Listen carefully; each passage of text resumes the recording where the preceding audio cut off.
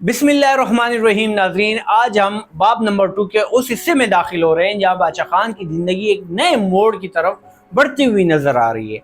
अब तक हमने इनके बचपन, इब्तिदाई तालीम, समाजी माहौल, रस्म व रिवाज और घरेलू फ़िज़ा को समझा, लेकिन अब वो वक्त आ रहा है जब एक नौजवान के सामने इसकी ज़िंदगी के बड़े रास्ते खुलने लगते हैं। एक तरफ फ़ौजी मुलाजमत का रास्ता, दूसरी तरफ तालीम का रास्ता, और फिर इन दोनों से आगे एक ऐसा रास्ता जो आगे चलकर पूरी कौम की तकदीर से जा मिलता है।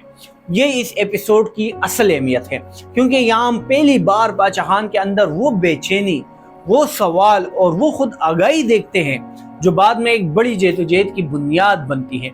सबसे पहले बादशाह खान का एक वाक़या सुनाते हैं और अनवान देते हैं किस्सा एक दोशीज़ा का। किताब में सफ़ा 31 इब्तिदाई सतूर में बादशाह खान लिखते हैं, मैं स्कूल से छुट्टियाँ गुजारने घर आया था। नाज़रीन, ये जुमला बज़ाहिर सादा है, मगर इस सादगी से एक पूरा मंजर खुलता है।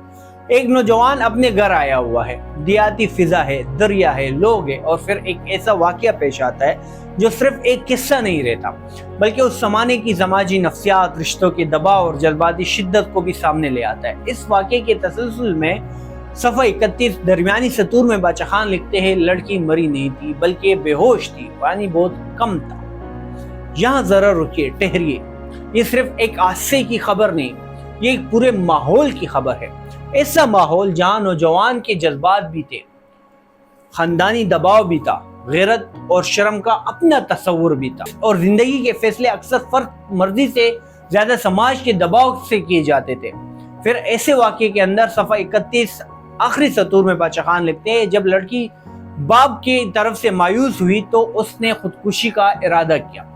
नाज़रीन, ये जुमला मामूली नहीं है, ये इस मुआशरती फिजा को आया करता है जिसमें औरत की आवाज़ कमज़ोर थी, ख़ानदान का दबाव सख्त था, और फ़र्द के जज्बात को हमेशा इज्जत नहीं मिलती थी।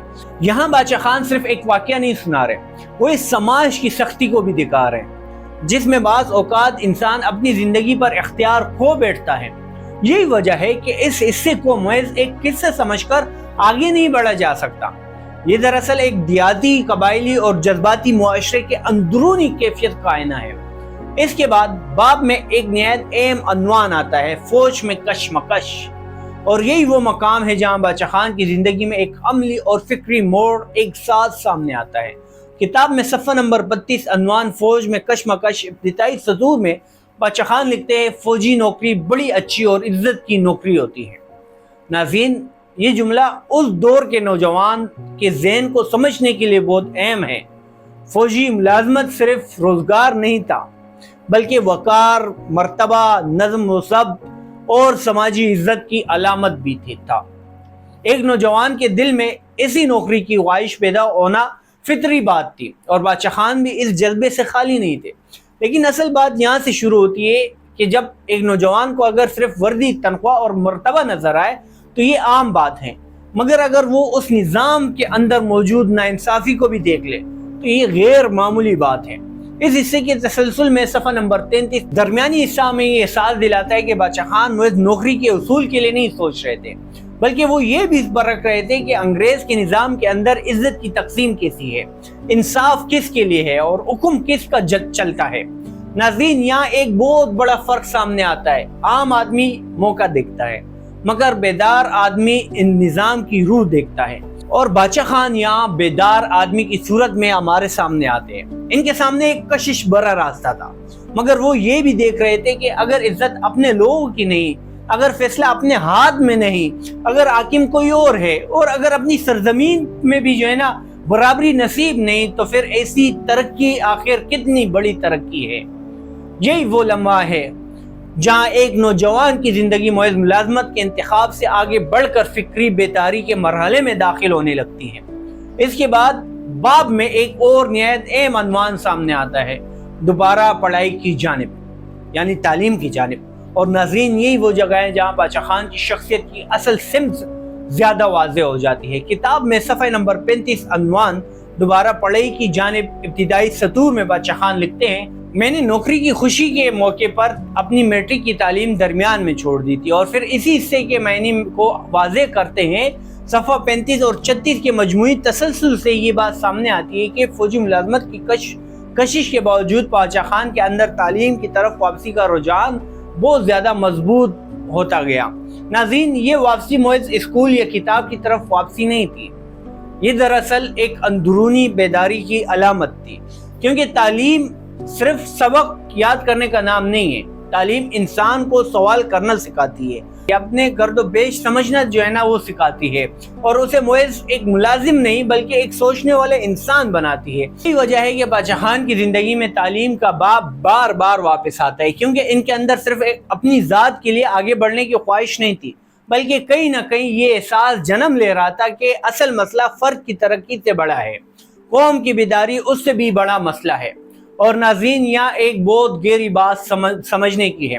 کچھ لوگ زندگی میں موقع پا کر خوش ہو جاتے ہیں، اور کچھ لوگ موقع پا کر سوال کرتے ہیں کہ یہ موقع کس قیمت پر ملا ہے۔ پادشاہ خان دوسرے گروہ کے آدمی تھے، وہ یہ دیکھتے تھے کہ ایک نظام اپنے ہی ملک میں آدمی کو برابر کی عزت نہیں دے رہا، اگر وہ انصاف کے نام پر امتیاز چلا رہا ہے، اور اگر وہ انسان کی اصل حرمت کو تسلیم نہیں کرتا، تو پھر اس کے اندر جگہ پا لینا زندگی کی آخری کامیابی نہیں ہو سکتی۔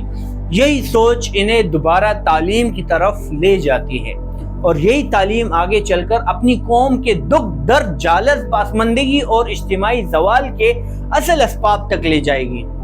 اگر ہم اس پوری ایپیسوڈ کو سمیٹیں تو ہمارے سامنے چند بڑی تصویریں بنتی ہیں۔ پہلی تصویر ایک نوجوانی کی دنیا جس کے اندر جذبات، انسانی احساس اور زندگی کے نرم رنگ موجود ہیں۔ دوسری تصویر فوجی کشمکش کا کشش بھرا راستہ جس میں ترقی، نظم اور وقار کا امکان نظر آتا ہے۔ تیسری تصویر اس راستے کے اندر ناانصافی، امتیاز اور انگریز کے نظام کا اصل چہرہ۔ اور چوتھی تصویر تعلیم کی طرف واپسی، جو دراصل ایک بڑی فکری سفر کا آغاز ہے۔ یہ اس باب کے اختتامی حصے کی اصل اہمیت ہے۔ یہ ہمیں دکھاتا ہے کہ پادشاہ خان محض واقعات کے بہاؤ میں بہنے والے آدمی نہیں تھے، بلکہ وہ ہر واقعے کے پیچھے چھپی ہوئی حقیقت کو دیکھنے والے انسان تھے۔ اور یہی وہ فرق ہے جو ایک عام زندگی اور ایک تاریخی زندگی میں ہوتا ہے۔ ناظرین، آج کی یہ ایپیسوڈ میں ہم نے دیکھا کہ نوجوانوں کے احساسات، فوجی کشمکش کا خیال، انگریزوں کے نظام کا مشاہدہ اور دوبارہ تعلیم کی طرف رجوع کس طرح پادشاہ خان کی شخصیت کو ایک نئی سمت دے رہی تھی۔